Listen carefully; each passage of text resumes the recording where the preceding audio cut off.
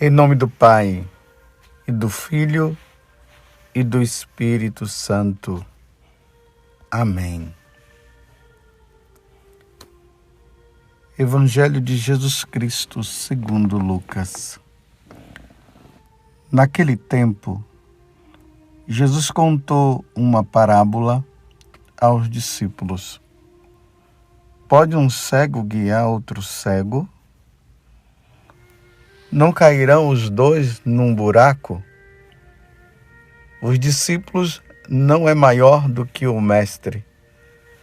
Todo discípulo bem formado será como o mestre.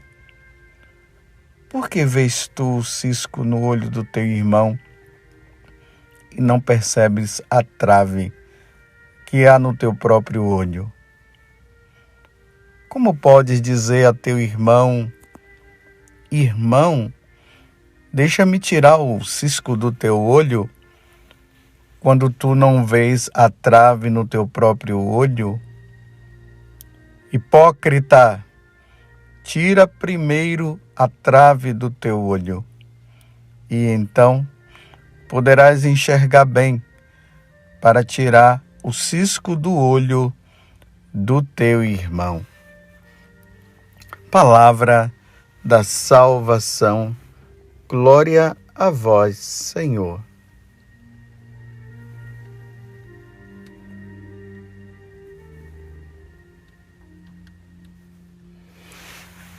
Meus irmãos e minhas irmãs, mais uma vez fazemos essa caminhada com nosso Senhor.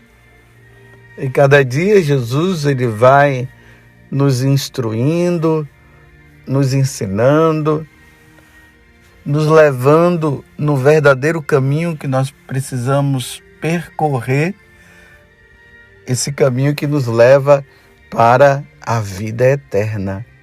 Nós temos um caminho a percorrer. E sabemos que nessa caminhada, o diabo, aquele que divide, ele vai fazer de tudo para nos desviar do caminho.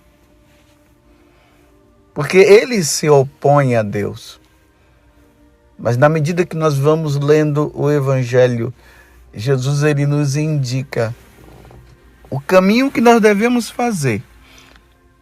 Jesus nos indica onde nós devemos nos dirigir para chegarmos à estatura do homem perfeito e assim ganharmos o céu. A caminhada não é fácil, mas nós contamos com Deus. Nós contamos com Nossa Senhora, que intercede constantemente para que nós possamos caminhar em direção ao Senhor. E hoje Jesus nos faz essa advertência. Nós estamos no Evangelho de São Lucas, capítulo 6, do versículo 39 a 42. Lembremos que Jesus está dentro daquele contexto onde os fariseus, os doutores da lei estão ali questionando, olhando Jesus. E também estamos dentro do contexto do Sermão da Montanha, segundo Lucas. Então Jesus agora nos faz essa advertência. E veja, é para os discípulos, é justamente para aqueles que iriam levar o Evangelho, a Boa Nova. No capítulo 10 de São Lucas, Jesus vai enviá-los, mas por enquanto ele está apenas instruindo-os. Então Jesus diz o seguinte: pode um cego guiar outro cego? É uma pergunta. Imagine dois cegos caminhando assim, à deriva. É o exemplo que Jesus está dizendo. Eles não têm como enxergar o que está lá na frente. Então um cego pode guiar um outro cego? É uma metáfora que Jesus está fazendo. Não cairão os dois num buraco? E aí agora ele fala, olha, o discípulo não é maior do que o mestre. Todo discípulo bem formado será como mestre. Então, quem é o nosso mestre? Quem é? O nosso mestre é Deus. O nosso mestre é Jesus Cristo. Lá no Evangelho de São João, Jesus esclarece isso ali no capítulo 13, naquele diálogo que ele tem com Nicodemos. Ele fala para Nicodemos que ele não veio para condenar, ele veio para salvar. Claro, o julgamento vai se dar depois da morte. Um dia nós seremos julgados, como São Paulo, ele mesmo diz na carta aos Coríntios, que um dia nós teremos que ir diante do tribunal de Deus. Olha, tribunal lembra julgamento. E ali nós seremos julgados por tudo aquilo de bom ou de mal que nós tenhamos feito aqui na terra. Mas isso é depois, nós iremos prestar contas depois. Por enquanto, o Senhor estará apenas nos advertindo, estará apenas nos mostrando, saia desse caminho, não vá por aqui, você poderá cair, sem julgamento nenhum. Então Jesus está dizendo que os apóstolos, os discípulos, nós sacerdotes, aquele que é chamado a levar e anunciar a palavra de Deus, no momento agora não é de julgar, é de salvar. Aí ele continua com a parábola, usando metáforas de novo, que é tudo bem parecido. Porque tu vês o cisco no olho do teu irmão e não percebes a trave que há no teu próprio olho. Jesus nos coloca, nós que somos levados, que somos chamados a salvar almas, a entender que a nossa condição também é a mesma condição do outro. Todos nós estamos no mesmo nível, todos nós somos pecadores. Então quer dizer que por causa disso nós não poderemos então chamar a atenção de ninguém? Você já viu as pessoas dizendo por aí, quem é você para me julgar? Ou quem é você para ficar falando as coisas para mim? Ou senão já tem o outro que entra num parâmetro diferente. Ele vai dizer bem assim, eu não vou falar nada porque eu também peco. Então a nossa condição é uma condição muito difícil. Então nós não vamos poder ajudar ninguém. Lembremos também que Jesus fala que se teu irmão pecar, vai lá ajudar. O que Jesus está dizendo aqui é o seguinte: eu não posso me colocar numa postura de santo, numa atitude de que eu sou irrepreensível, que eu sou o puro. Era assim que os fariseus viviam. Eles apontavam o erro dos outros, mas eles não caíam em si, que eles também faziam o mesmo. Lembram que quando nós estávamos na liturgia da missa, no capítulo 23 do Evangelho de São Mateus, Jesus falou justamente isso? Que os fariseus, os doutores da lei, eles tinham a autoridade de falar, mas ao mesmo tempo Jesus dizia, mas faça o que eles dizem, mas não faça o que eles fazem.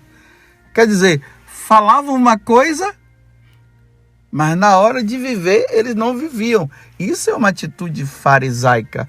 É nesse sentido que Jesus está dizendo o seguinte: por que tu vês o cisco no olho do teu irmão e não percebes a trave que há no teu próprio olho. É ajudando o outro, mas vendo também que nós estamos na condição. Porque a falha, os defeitos, os pecados que aquele outro pode ter, pode ser que não sejam os meus. Mas existem pecados que estão dentro de mim e que eu vivo, que o outro não está vivendo. Então sejamos humildes. Agora, também não entremos no extremo de nós vermos, porque nós enxergamos as qualidades e também nós enxergamos os defeitos do outro, como o outro enxerga as minhas qualidades e também os meus defeitos. Às vezes tem pessoas que chegam ao extremo de dizer assim, que nós só devemos ver as qualidades do outro. Não tem como, eu vejo também os defeitos do outro. Estão ali na minha frente. É uma evidência eu enxergar o erro do outro. É uma evidência eu chegar e ver que o outro é impaciente, que o outro xingou, que o outro não tratou bem. É uma evidência. Não enxerga isso, não enxerga só o bom, o bem dele, não. Naquele momento eu não estou vendo atos bons, eu estou vendo atos ruins da parte dele. E é aí que eu entro.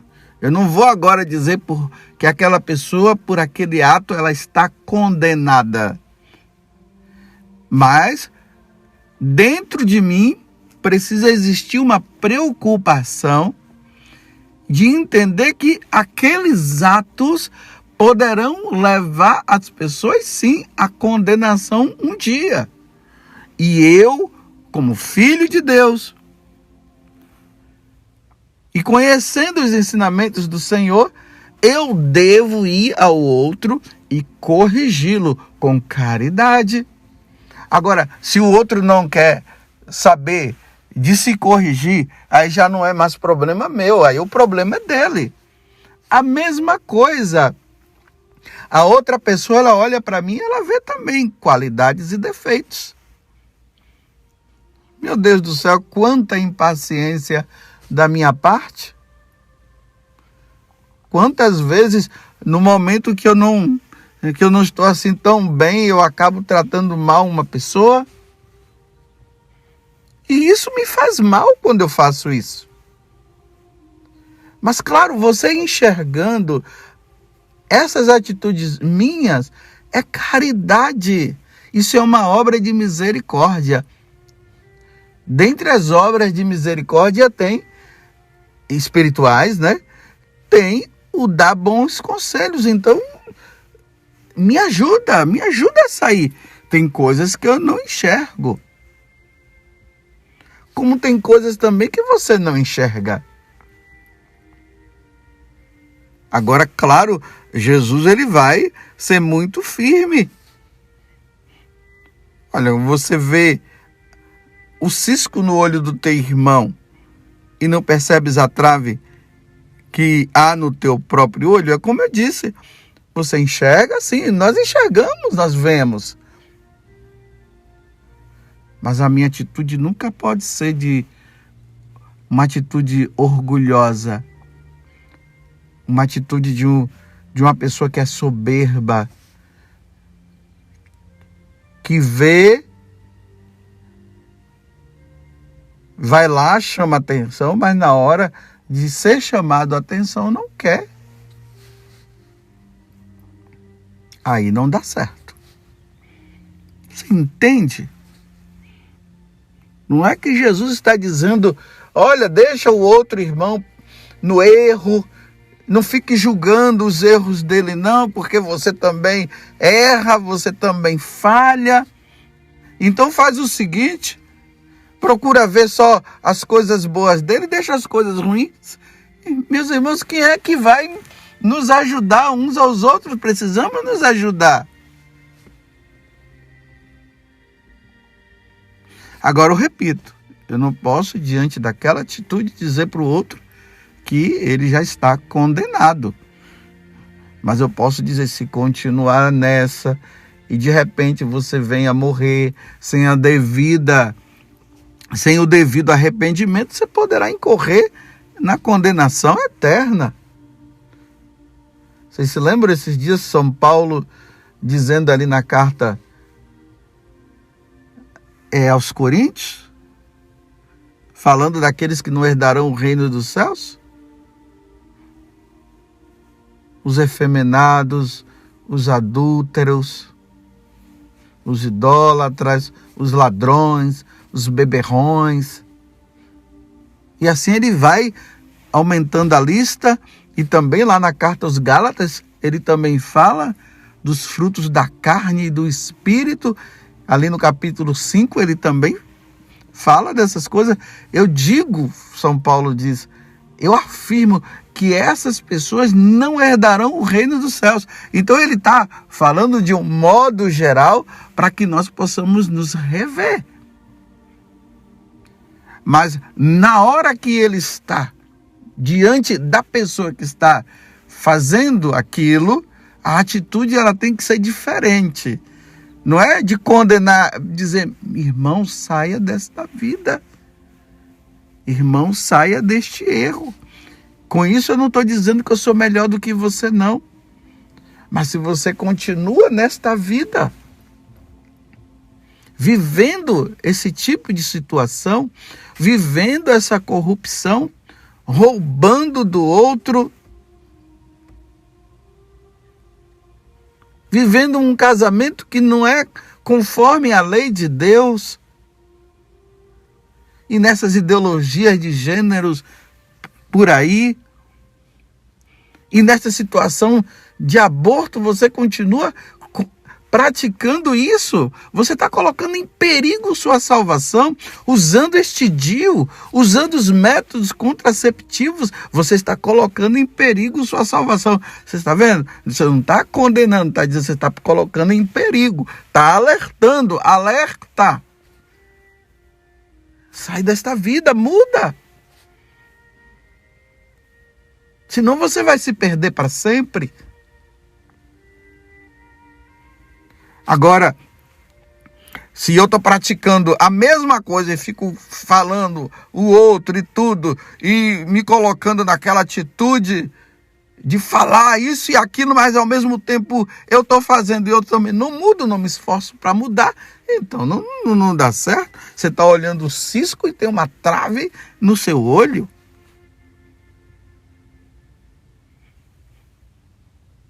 Como eu falo, eu já dei esses exemplos aqui e eu acredito que você vai entender muito bem. Quando aquelas pessoas vêm e buscam a nós, sacerdotes, e elas dizem assim, olha, eu vou deixar esse trabalho que eu tenho na igreja, eu vou deixar de pregar o evangelho, eu vou deixar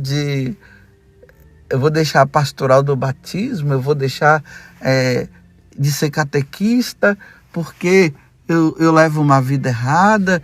Então não dá, né, padre? Para eu pregar uma coisa e viver outra. Aí eu falo para ela, por que você não faz o contrário?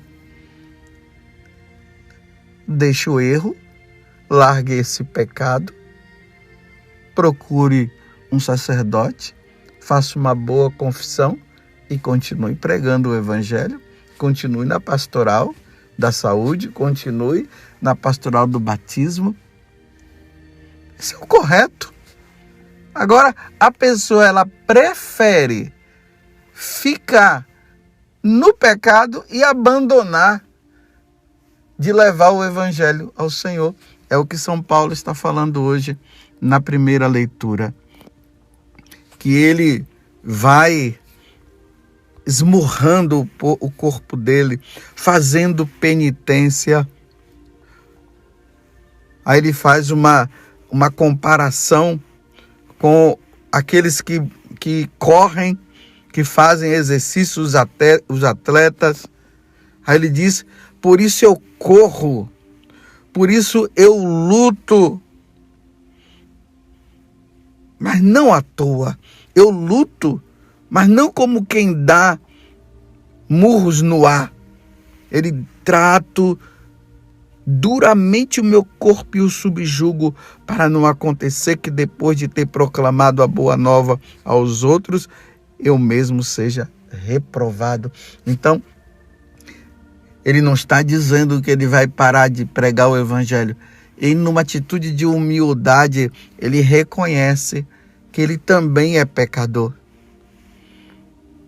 Mas ele faz ali no início, nós estamos na primeira carta de São Paulo aos Coríntios, capítulo 9, de 16 a 19, depois do 22b, ou seja, a metade ali do versículo 22 até o 27, aonde ele diz assim, que ele tem que pregar o evangelho, é uma necessidade pregar o evangelho, que Deus o impôs, que Deus colocou, que Deus pediu para ele pregar.